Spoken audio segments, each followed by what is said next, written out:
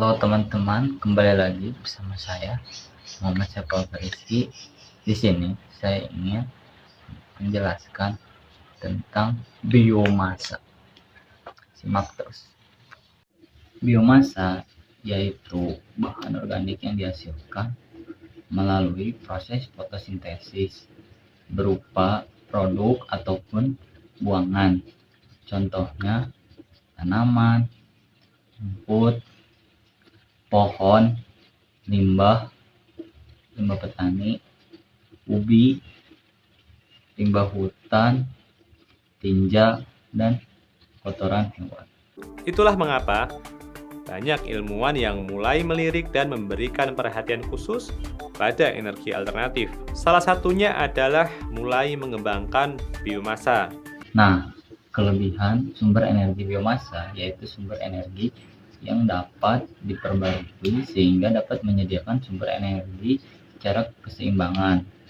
Pemanfaatan energi biomasa yang sudah banyak ada saat ini adalah dari limbah biomasa. Banyak tanaman yang telah diusulkan dan diuji yang secara umum tanaman untuk sumber energi biomasa ini harus memiliki beberapa karakteristik. 1. Tidak membutuhkan banyak usaha untuk perawatan pupuk dan air. 2. Biasanya biayanya pun rendah. 3. Tidak memiliki banyak kontaminan kekacauan. 4. Tahan terhadap hama. Sifat dan karakteristik penting pada biomasa yang perlu diperhatikan adalah sebagai berikut. 1. Kadar air, nilai kalor, kandungan residu atau abu, rasio antara selulosa dan lignin. 4.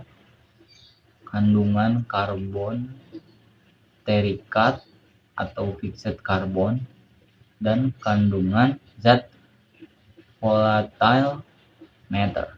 Biomasa dapat dikonversi menjadi 3 jenis produksi utama, yaitu energi panas atau listrik. Kedua, bahan bakar transportasi. Yang ketiga, bahan baku kimia. Para peneliti akhirnya mengkategorikan biomasa dalam berbagai kelompok. Namun, secara mudah diklasifikasikan sebagai tanaman barbeque, tanaman rumputan, tanaman air, dan pupuk.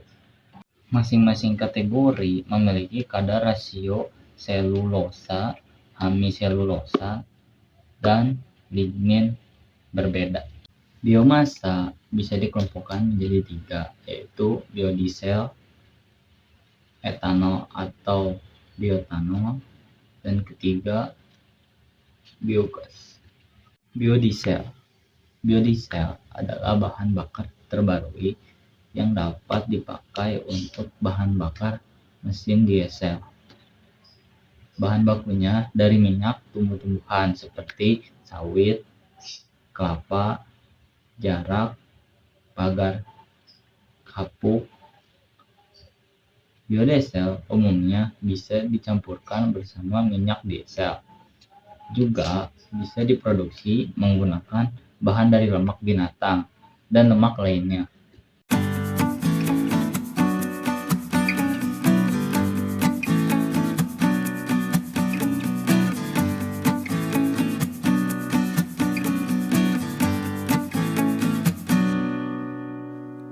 Di Amerika, kebanyakan minyak goreng berasal dari biji bunga matahari.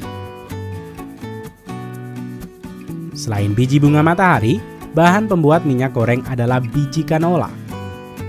Bioetanol merupakan bahan bakar alkohol yang terbuat dari gula. Gula ini dari tanaman seperti jagung, gandum, dan kentang. Cara yang paling sering digunakan untuk membuat etanol yaitu dengan ragi. Dalam melakukan fermentasi gula melalui zat tepung pada jagung. Brasil adalah perintis pertanian tebu sejak tahun 1530-an dan terus berkembang hingga saat ini. Pertanian tebu di Brasil telah menjadi bagian penting dari pertumbuhan ekonomi lokal mereka sepanjang sejarah. Penelitian untuk pengembangan etanol generasi kedua atau selulosa. Kemajuan ini dikombinasikan dengan peningkatan 6,2% yang diharapkan dalam efisiensi fermentasi dan 2% dalam ekstraksi gula dapat meningkatkan hasil etanol sebesar 29%, meningkatkan produktivitas etanol rata-rata menjadi 9.000 liter per hektar, sehingga 50 juta US dollar telah dialokasikan untuk penelitian dan proyek yang berfokus pada peningkatan perolehan etanol dari tebu di negara bagian Sao Paulo, Brasil. Biogas.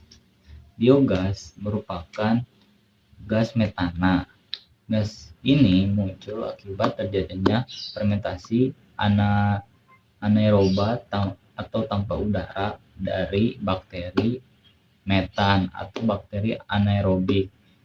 Sampah-sampah ini yang memiliki bahan organis akan diurai oleh bakteri sehingga memunculkan zat metana. Seperti yang kita ketahui bahwasanya di lingkungan kita telah terjadi polusi yang diakibatkan oleh bahan-bahan organik seperti sampah, terus kotoran ternak dan lain sebagainya. Lalu muncul pertanyaan, bagaimana cara kita mengatasi hal tersebut? Ya, limbah-limbah tersebut dapat didekomposisi oleh mikroorganisme sehingga tidak menyebabkan polusi. Limbah-limbah organik tersebut atau yang kita sebut dengan biodegradable substance didekomposisi oleh mikroorganisme anaerobik, di mana tidak memanfaatkan O2 untuk mengurainya, yang kemudian akan membentuk metan sebagai produk yang mana kita sebut dengan anaerobic decomposition.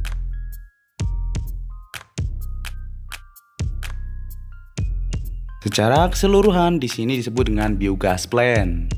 Biogas plant adalah tempat untuk memproduksi biogas. Adapun biogas yang diperoleh yaitu kisaran 55% sampai dengan 60% metan dan yang lainnya yaitu karbon dioksida. Proses pembentukan biogas dapat terjadi pada sebuah digester atau dom atau yang kita sebut dengan biogas plant.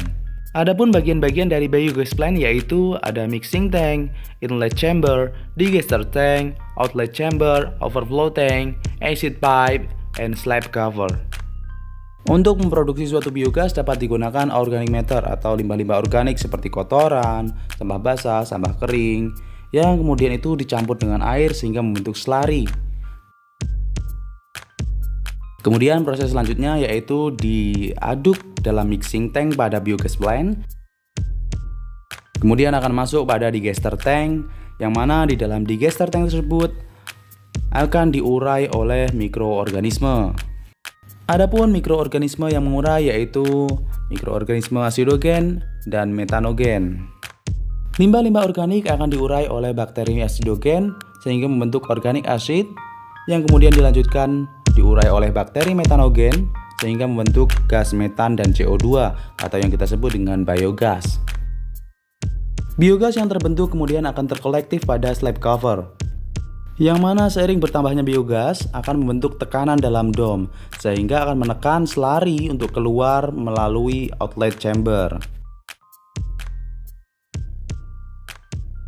Adapun biogas yang diperoleh dapat digunakan untuk menyalakan kompor atau untuk memasak dalam kehidupan sehari-hari, atau jika dalam jumlah besar dapat digunakan untuk membangkitkan listrik. Kemudian di sisi lain, outlet dari biogas ini juga ada slurry yang dapat digunakan kembali untuk dijadikan pupuk. Secara general, pengolahan limbah menjadi biogas ini adalah dapat dikatakan sangat murah, kemudian eco-friendly fuel, dan yang paling penting adalah untuk mencegah global warming. Biogas termasuk renewable source of energy karena yang diolah adalah limbah-limbah organik yang tentu tidak akan pernah habis.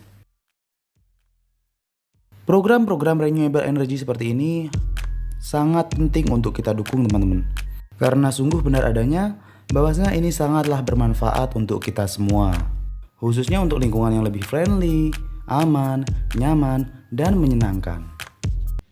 Keuntungan yang dapat kita peroleh dalam penggunaan atau pemanfaatan energi biomasa dalam kehidupan kita, atau pemanfaatan selain sebagai energi terbarukan dan sebagai sumber energi, mempunyai keuntungan lainnya, yakni digunakan sebagai bahan bakar nabati, penghasil devisa negara untuk mengekspor, meningkatkan kualitas air, mengurangi limbah organik, mengurangi polusi udara, dan ketergantungan terhadap bahan bakar fosil.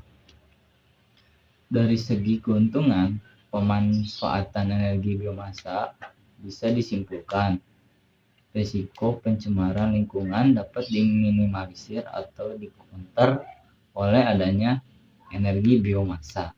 Penggunaan biomasa merupakan langkah yang lebih ramah terhadap lingkungan daripada menggunakan bahan bakar fosil. Bahan baku pembuatan energi fosil cukup menjadi primadona di Indonesia.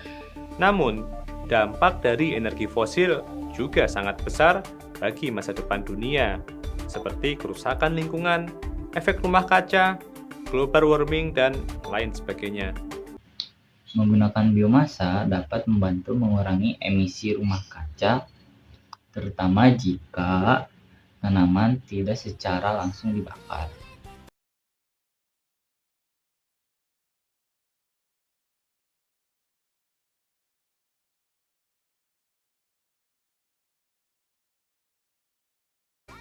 Mungkin segini aja dari pembahasan tentang biomasa ini, dan saya pamit undur diri. Bye-bye.